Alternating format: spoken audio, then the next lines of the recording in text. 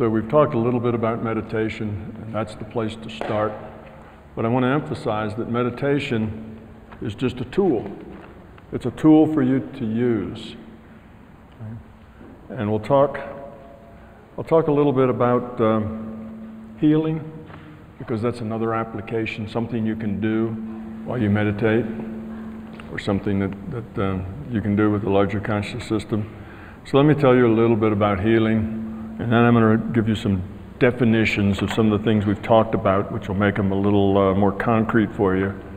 And that will get us up to some questions and answers that we can do, a little bit Q&A. All right, so you've learned to meditate, let's say. You realize that it's not something you have to do, it's something you have to let happen. You just have to get out of the way and let it happen, which means you have to control your intent so that it's not flying all over and doing a whole bunch of things. It's not just sampling all sorts of little busy things that capture your intent. When you get to this point consciousness state, you will just feel like you exist. It will just be you being aware that you're aware and nothing much else. All right, a truck drives by and you hear it, but you don't operate on it. You don't think, oh, that's a truck. That's a loud truck. Or that's a this or that. You don't operate. It just is there in the background, and you know you're not attached to it in any way. Okay? So that's what we do. Now, when you're in that point consciousness state, that's the doorway to other things. When you've reached that, your mind now is no longer spread out. It's no longer sampling over a dozen different things. It's all gathered together in one place. And don't be frustrated if you pop in and out of this, because it'll take time. It takes a fair amount of experience to learn just to exist in that state of point consciousness. Some disciplines, some Eastern disciplines, that's their goal. That's their end point. They work and work and work to the point where they can experience this state of self-consciousness, and then they've arrived. It's like they're done. They just go there and experience that, and that it is kind of a blissful state. It's a relaxing state. Everything is nice and kind of, it's about as restful as you can get, and you'll get a lot of energy from that. After you're done, you'll feel more energized for just having hung out there for a while. But in my way of thinking, that's not the end point. It's not the goal that we're trying to get to. That's just step one. That's just the doorway. Okay, when you get to that doorway, your intent now is clear, and it can be very focused. And you're thinking, but if I let go of my intellect, who am I? What am I there? That's because you define yourself as your intellect. Your intellect is who you think you are. Okay? You can just experience at the being level. Just experience it. Don't judge it, don't question it, don't analyze it, don't ask, is this it? Am I doing it right? Am I doing it wrong? Or what about that? Oh, I heard that truck and I thought about the truck. I did that wrong. Oh no. Let all that go. Just experience it. It's just an experience. But you can have awareness that's not tied to fear. You see that, am I doing it right? That's tied to fear. That's your ego talking. You can have awareness that's not tied to fear, and it can direct your intent. So let's say that when you get there, what you're going to do is try to heal someone, and the someone could be yourself. You're just going to heal a body, some physical ailment. Okay, now how would you go about that? Well, there's some lessons in how to do that. You'll learn a lot just from the lead up to it, and that is that we use tools. We make up tools to help us focus our intent. But there's only one active ingredient here, and that is the intent focused within a consciousness. That's the active ingredient. Everything else are props and tricks and tools, smoke and mirrors if you like. It's the tools we use to help us focus that intent. Okay. This is a virtual reality, and you've probably heard the term light workers. Well, one of the ways people heal is by putting light on something that's having a problem. You know, let there be light. You know, you're going to lighten it up. Move to the light. You know, this metaphor of light, right? Well, the first thing you need to do is diagnose. So pick your subject, who it is you're going to heal, and just imagine them as like a gingerbread cookie. You know, we don't want a lot of detail. Detail isn't the point. We're producing symbols here. We're producing metaphors. We're not producing photographic images. So this is a symbolic human being with a symbolic head and arms. That's why I say like a gingerbread cookie. Okay, stick man maybe, that sort of thing. So you kind of bring that up and you see it. You visualize it. And then you have an intent. And you have an intent that says, I intend that this represent, and then give the name or some direction to the person. I have an intent that this represent the physical body of Susie Q. And you've made that intention. Now with your intent, that symbolizes, that's now a metaphor for Susie Q.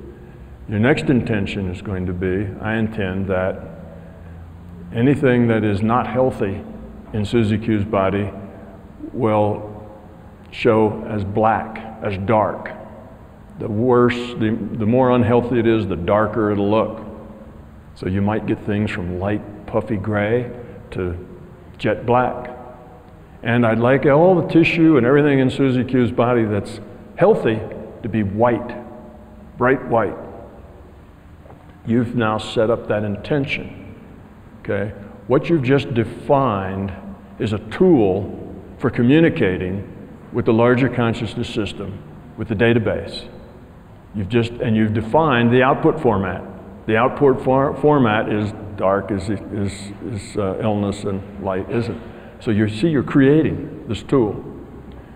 So now what you want to do is modify the probability of that dark area actually getting worse. You want to make it get better. You want to make it to not get dark. So now you use in your mind's eye, you see that dark spot and you get rid of it. You can get rid of it in any way that suits you. These are just tools that you're using to help you focus. Sometimes people use a beam of white light that goes in and makes the black disappear, overwhelms it, burns it away. You can use anything you want. You see, the tool isn't the point. There is no such thing as light.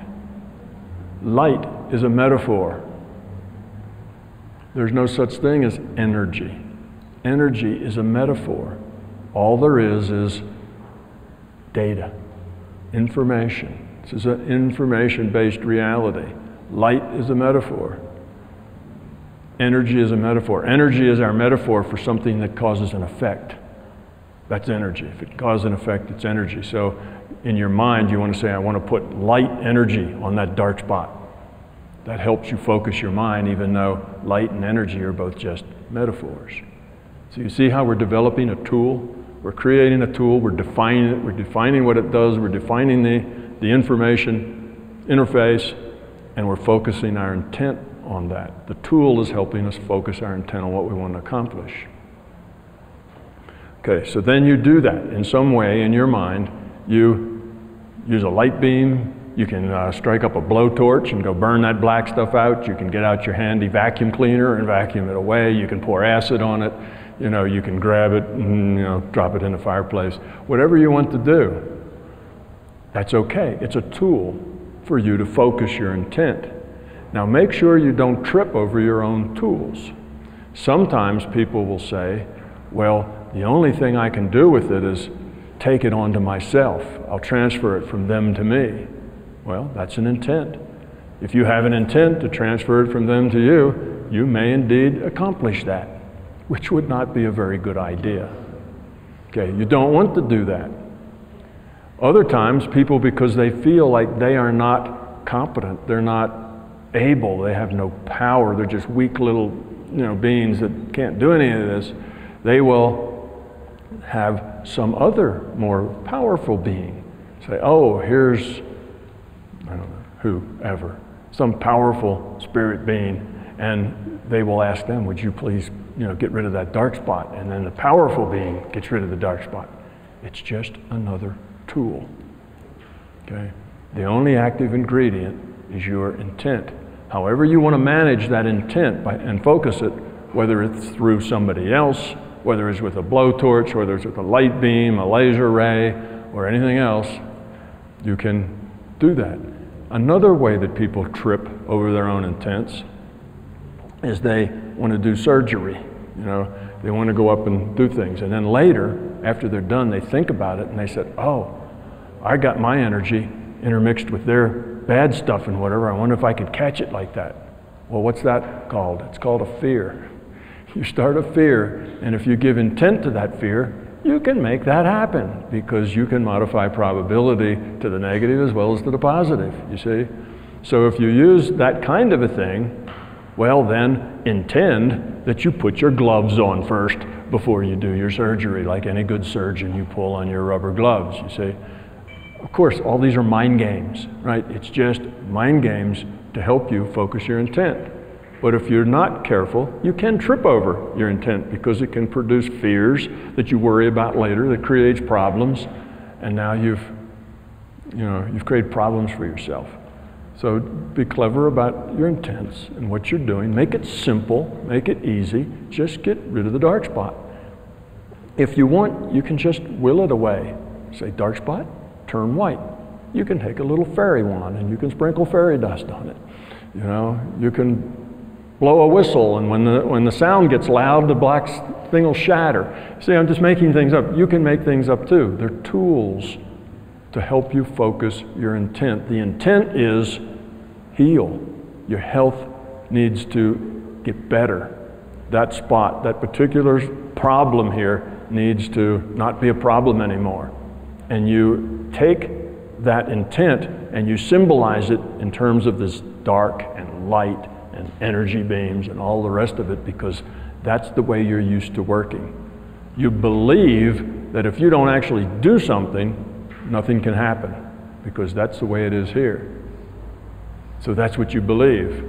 So if I say, well, just use your intent and tell get the black spot to go away, almost nobody can do that, because they won't feel like, well, that really wouldn't do anything.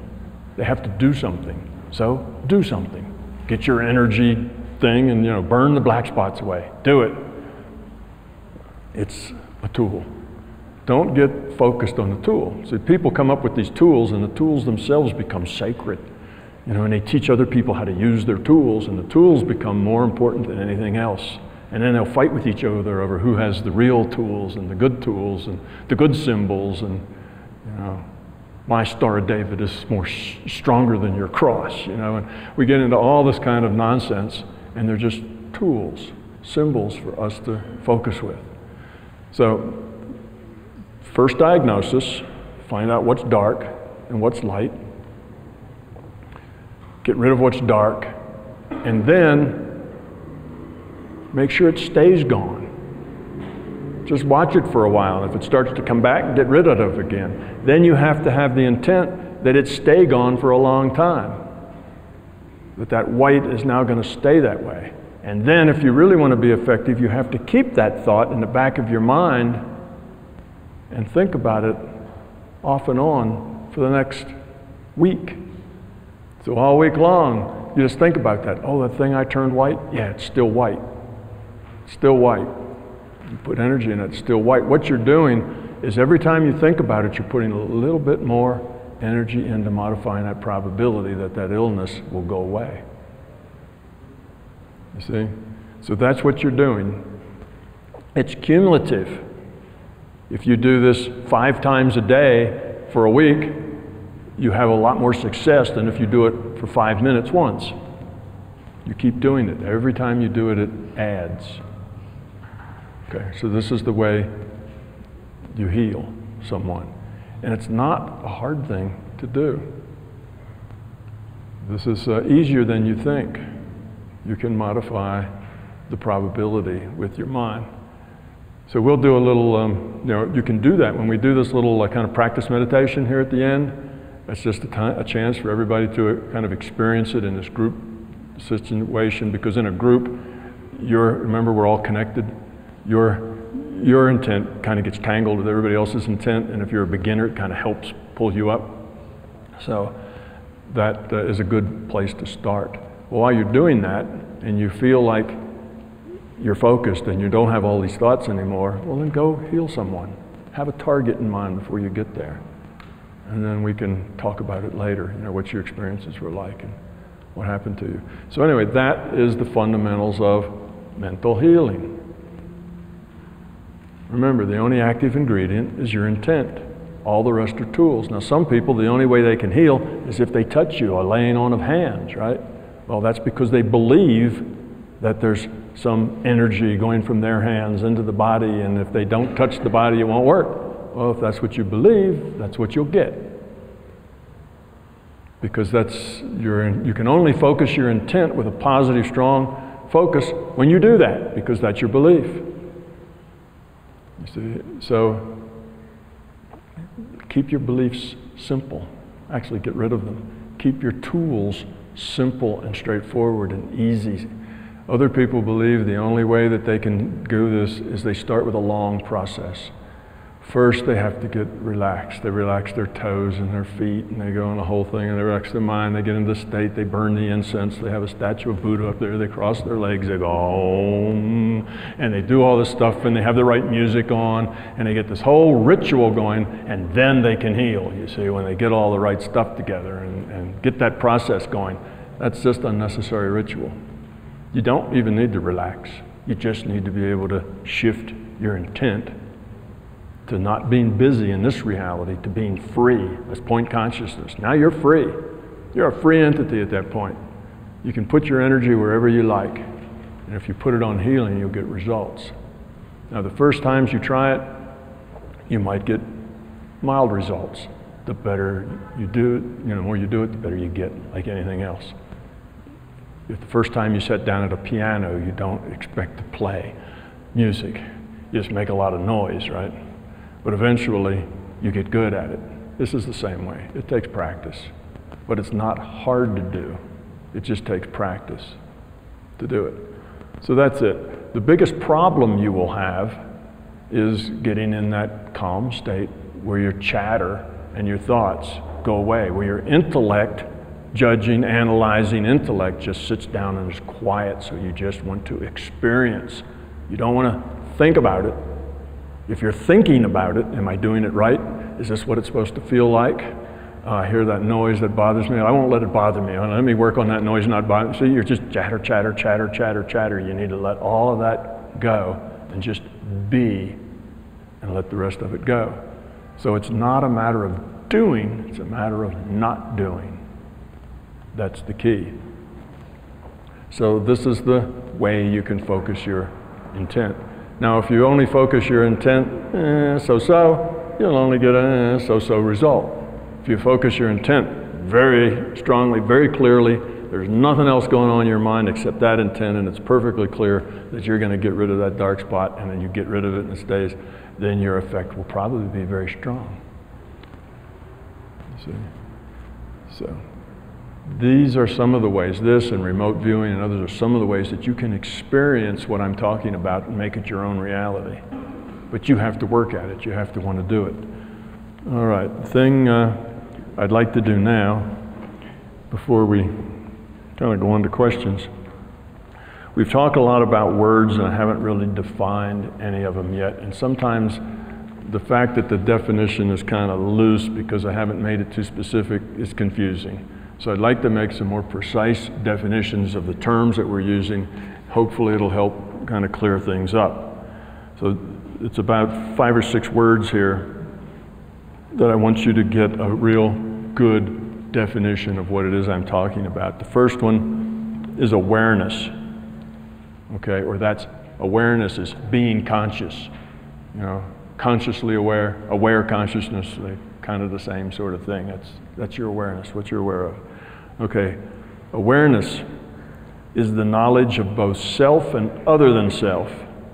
Awareness is a sense of, an appreciation and understanding of one's own existence and of what exists beyond oneself.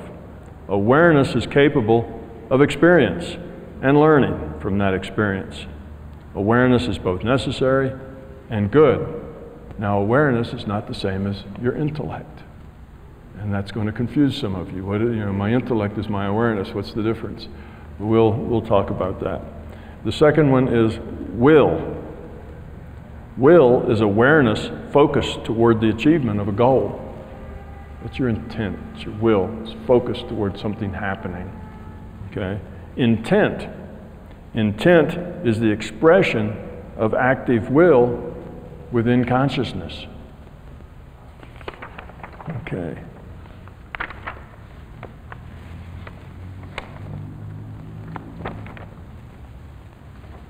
Love. Love is about other. It is creatively expressed as compassion toward and caring about other. It expresses itself in terms of service and value to others. Love is awareness expressing an intention to be helpful and useful to others. To be more precise, compassion and caring, service and value, being helpful and useful to others are the results of awareness acting on a love-based intent. Love is the fundamental nature of a low entropy consciousness. Fear. Fear is about self. Fear is creatively expressed as ego, belief, and expectation. It expresses itself in terms of value to itself. I need, I want, I believe, I expect, I deserve. To be more precise, ego and belief, self-centeredness and expectation are the results of awareness acting on a fear-based intent. Fear is the fundamental nature of a high entropy consciousness. Just a couple of more. Ego. Okay, what do I mean by ego? Ego is not simply self-awareness. You're self-aware, that's not ego. As we've said above, a sense of self, a sense of one's own existence, is part of your basic awareness. It's both necessary and good. Otherwise, there could be no collective experience or learning. While love expresses awareness in the service of others, ego expresses awareness in reaction to fear. Okay? Ego expresses awareness in a reaction to fear. Thus, ego is a result of awareness acting on a fear-based intent. So ego is the result of fear. You start with fear, and that fear generates ego. That's your self-expression of that fear is the ego. Belief. Belief occurs when you really want to know, but just don't have the facts. You simply believe you know, and now you feel better. Okay? Disbelief is another form of belief. If you want to know or fear not knowing and are unable or unwilling to discover the facts, a belief fixes that problem. It also, at the same time, greatly reduces the possibility of ever finding out. Okay. Okay. So awareness, we'll talk about this a little. Awareness is a good thing. When you get in this point consciousness state, you have awareness. And that awareness can be in the form of directing your focus. I want my focus to heal Susie Q, to get rid of that black spot, and so on. Okay? That's your awareness in the service of others. Okay? If you get there and your awareness is in the service of your ego, if it's about fear, am I doing it right, is this, or instead of healing Susie, you're actually making somebody else have a headache or get ill. See, that's not in the fearness, that's not for others, that's for you're manipulating that front end to try to make it the way you want it. This works either way. You can take away headaches or you can create headaches. This is a lot of responsibility. If you learn this, you see, that's why growing up and becoming love has to take place with it. It's just consciousness, The consciousness system says intent moves probability, and you can move that probability toward good and toward not so good. So you have to take the responsibility for what you do. If you use it poorly, and you do harm, and you use your intent to aggrandize your ego, then you evolve.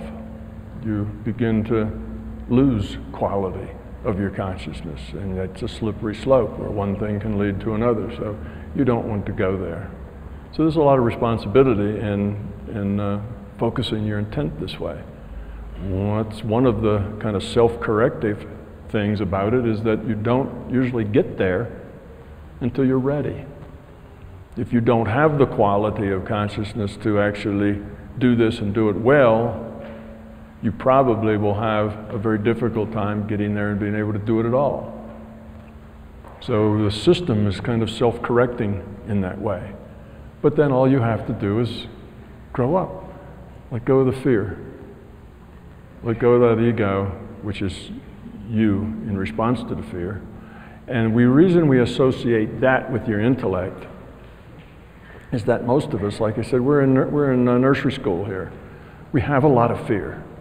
So our intellect, our awareness expressing us, is most of the time expressing fear. So we make that association, and we tend to think that the intellect is the enemy. The intellect can't say anything. The intellect has to sit down and be quiet. Actually, the intellect's just fine if it wasn't attached to fear. If it wasn't your ego talking, if it wasn't, ego's just the expression of your self-awareness as it's attached to fear.